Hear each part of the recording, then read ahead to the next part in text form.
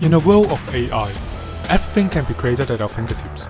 We've become so complacent, and what's worse is that we've stopped thinking. Let's go back to the basics. Using no AI and no filters, we present to you the true portraits.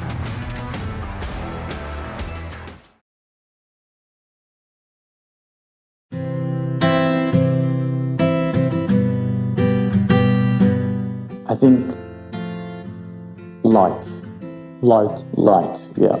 A light upon his kingdom, a light that came from darkness.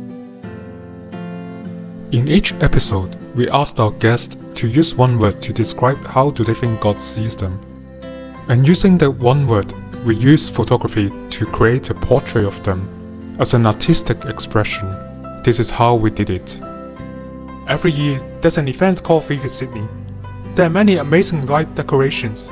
It would be the perfect time for me to shoot Jake's portrait in this festival. But after praying for a few weeks, deep down, I really don't want anything to be man-made.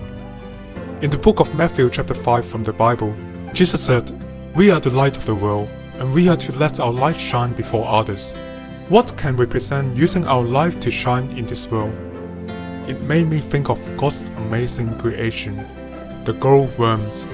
Before this photo shoot, I had never seen glowworms in my life, let alone shooting a portrait with them. But after doing some research, I found that there's a glowworm tunnel 1 hour away from Sydney. I decided to check it out. But before I go, I needed to do some preparations. Glowworms are sensitive to light. I needed some red lights in order for me to see inside the tunnel. Photography is an expensive hobby, and this is my principle. I always try to improvise whatever I have in order to make them work rather than buying new equipment all the time. God gave us the wisdom to use our resources, and we have to be good stewards.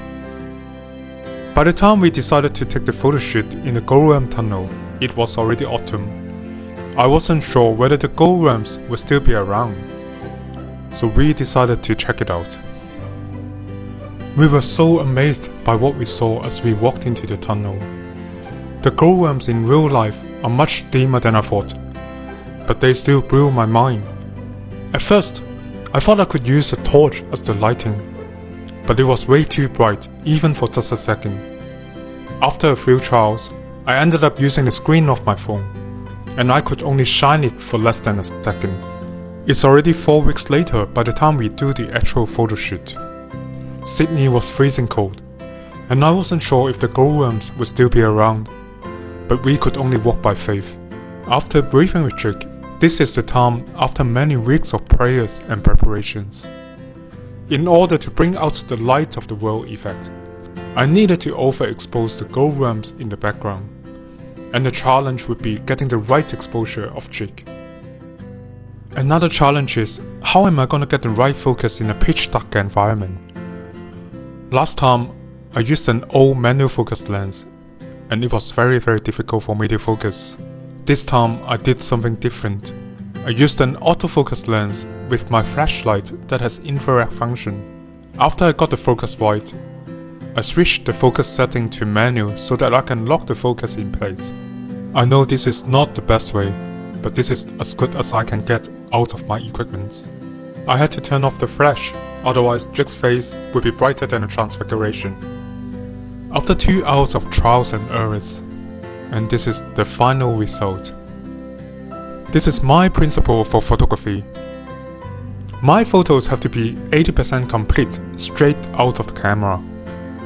If I have to edit more than 20% of the image on the computer, can I still call myself a photographer? Or should I call myself a digital artist? Especially in the world of AI, we can create amazing images just by typing a few words. The images can be eye-catching, but they are not our creation. Can we even claim our copyright? I didn't have to do much editing on the computer, but to adjust the brightness of some areas just to make the overall image look more natural. Some of you may ask, why don't you just use some fairy lights to create the same effects?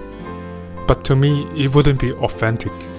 and I would be missing out of the satisfactions after all the hard works, preparations, and most of all, I see God's provision in this journey.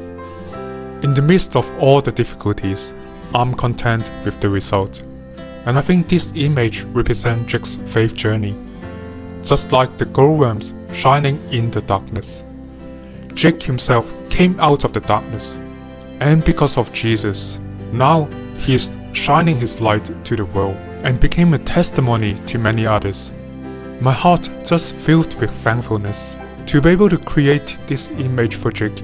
I know this is not just by my own strength, but only by the provision of God.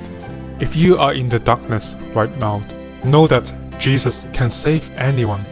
One day, we will come out from the darkness into the light. I hope you enjoyed the video. See you next time. Please like, subscribe and share our channel so that the gospel can reach more people around the world.